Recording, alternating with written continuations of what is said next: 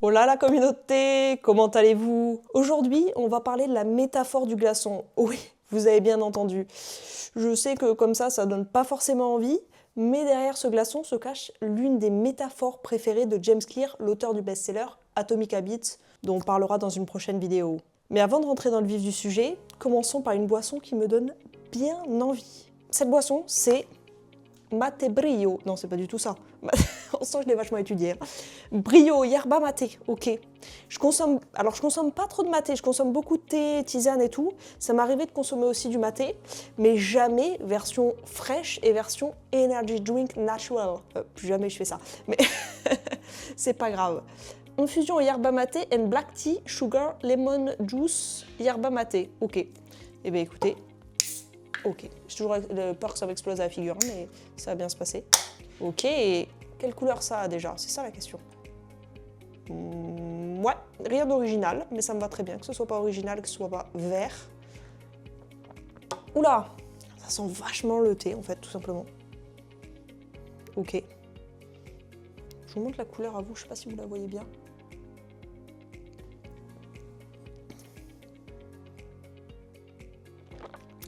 Ok, je vous dirai après ce que j'en pense. Attaquons la suite de la vidéo. Selon James Clear, la persévérance, c'est comme chauffer une pièce dans laquelle se trouve un glaçon. Oui, vous commencez à comprendre la métaphore. Tant que la température n'a pas atteint un certain seuil, on aura beau l'augmenter encore et encore, rien ne se passera. Le glaçon restera de glace, littéralement. Mais au moment où on franchira les fameux 0 degrés, le glaçon commencera à fondre et c'est là que tout commencera à changer. Vous l'aurez compris, pour lui, nos efforts fonctionnent de la même manière. On peut travailler encore et avoir l'impression que rien ne change pendant longtemps. Jusqu'au jour où tout d'un coup, tout bascule. Il appelle aussi ce moment plat et ennuyeux la vallée de la déception. D'ailleurs, en général, à ce moment-là, la dopamine chute et notre cerveau nous dit « J'ai répété les mêmes efforts encore et encore, maintenant il est où le trophée ?» Oui, mon cerveau parle comme ça. Bon, et si en plus il ne se passe rien à ce moment-là, il nous murmure en général d'abandonner et de quitter le navire. Mais pour lui, cette vallée de la mort, ce moment où rien ne se passe, c'est pas un problème. C'est le programme, c'est là où il faut aller et c'est ce qu'il faut réussir à dépasser. Selon James Clear, si on ne réussit pas, c'est qu'on n'a tout simplement pas atteint le fameux palier, qu'on a abandonné trop tôt. Il faut l'admettre, c'est une image vraiment séduisante, parce qu'elle nous donne une explication logique à ce moment où on galère sans voir de résultat. Et c'est vrai que ça résonne fort, parce qu'on l'a tous vécu, on se met au sport, on apprend à jouer d'un instrument de musique, on bosse sur un projet et on se décourage parce qu'on voit aucun changement. Et c'est là que sa promesse entre en jeu. Il existerait un point de bascule, un moment où tous ces petits efforts invisibles deviennent visibles d'un coup. Et c'est ceux qui tiennent assez longtemps pour atteindre ce moment qui gagnent dans la vie. C'est frustrant, c'est long, mais c'est là que se trouve la clé. Abandonner trop tôt, c'est risquer de s'arrêter juste avant le degré zéro. D'ailleurs, les données de la fondation Kaufman montrent qu'une start-up moyenne a besoin de 1050 jours avant de voir ses revenus exploser. Mais 47% d'entre elles abandonnent avant la deuxième année. Vous l'aurez compris, la plupart des fondateurs abandonnent avant d'atteindre ce fameux palier. Continuons à boire pour oublier tout ce que je viens de dire.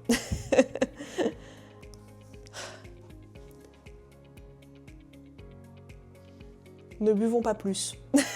Vous comprendrez à la fin pourquoi. Bref, continuons. Ce que je vous propose, c'est qu'on reprenne avec la vision inverse maintenant. L'idée de James Clear, elle est belle, mais elle peut aussi être un peu dangereuse. Parce qu'elle laisse entendre que si on continue toujours, on finira par réussir. Or, c'est pas garanti. Le hic, c'est que tous les cubes ne fondent pas. Dans la vraie vie, certains projets restent bloqués, peu importe l'énergie qu'on y met. On peut s'acharner des mois, parfois des années, à répéter les mêmes efforts sans jamais voir de progrès concrets. En tout cas, pas ceux auxquels on s'attendait. Et c'est là que le mythe s'installe. On nous dit que ceux qui abandonnent échouent et que ceux qui persistent finissent par gagner, mais la réalité, elle est beaucoup plus nuancée. L'entêtement tout seul ne garantit rien. Ce qui fait la différence, c'est pas seulement de tenir, c'est d'apprendre, d'ajuster et de donner un sens clair à ses efforts. Persévérer, oui, mais persévérer de la bonne manière selon moi. On retient toujours les histoires de ceux qui ont persévéré jusqu'au succès. Ce sont elles qui passent dans les podcasts, dans les livres, dans les conférences. Mais on oublie toutes celles, bien plus nombreuses, de ceux qui ont persévéré tout autant et qui ont fini par s'épuiser sans jamais franchir le cap. Cette partie de l'histoire, on ne la raconte presque jamais. Pourtant, elle rappelle une chose essentielle. La persévérance, c'est pas une garantie en soi. Ce qui change tout, c'est pas seulement le temps qu'on tient, mais la manière dont on avance. Et justement, persévérer intelligemment, ça veut aussi dire savoir quand s'arrêter. Abandonner, c'est loin d'être négatif en fait. Beaucoup de grands fondateurs ont abandonné leur entreprise. Reid Hoffman, par exemple, a quitté SocialNet à la fin des années 90. Son projet de réseau social ne décollait pas et il a choisi d'y mettre fin plutôt que de s'acharner. Quelques années plus tard, il a cofondé LinkedIn. Même chose pour Stewart Butterfield. Après l'échec de ses projets de jeux vidéo, il a su pivoter. Plus tard est né Slack. Dans ces cas-là, l'abandon, c'est pas une défaite, mais un choix stratégique.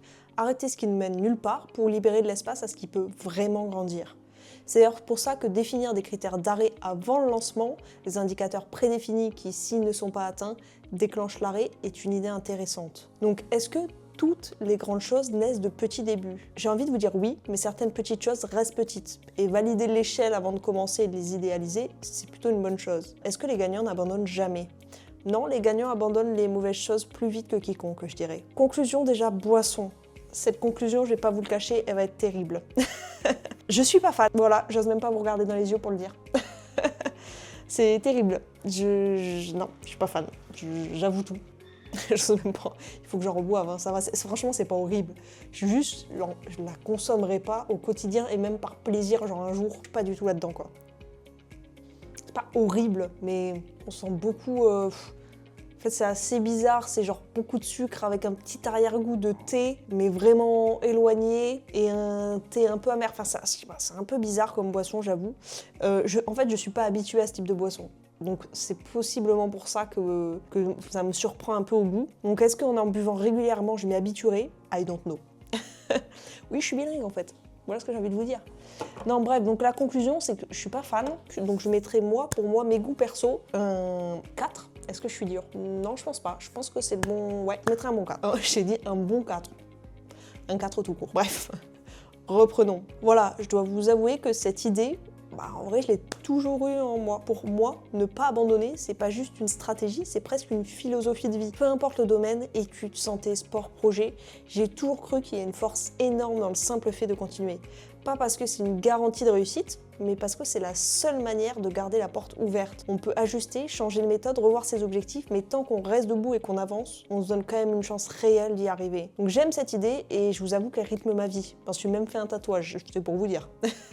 Mais bien sûr, ça pose aussi une vraie question. Comment savoir si on a un degré du point de bascule ou si on s'acharne pour rien sur un glaçon qui ne fondra jamais? Perso, je trouve que c'est une des réflexions les plus intéressantes de Atomic Habits. Mais j'aimerais savoir ce que vous en pensez, vous. Vous êtes d'accord avec James Clear ou vous pensez que parfois il vaut mieux lâcher avant de perdre des années? Je vous laisse me le dire en commentaire. Mais en vrai, selon moi, si le travail acharné nuit à notre santé ou à nos relations, le jeu n'en vaut pas vraiment la chandelle. Bref, voilà, je terminerai là. Mais c'est une vidéo que j'ai beaucoup aimé écrire parce que je me suis renseignée du coup le point de vue des gens, enfin de plein de choses, et je trouvais ça super intéressant, donc j'ai vraiment hâte d'avoir le vôtre. Et en attendant, je vous récupère pour vous dire au revoir, comme d'habitude.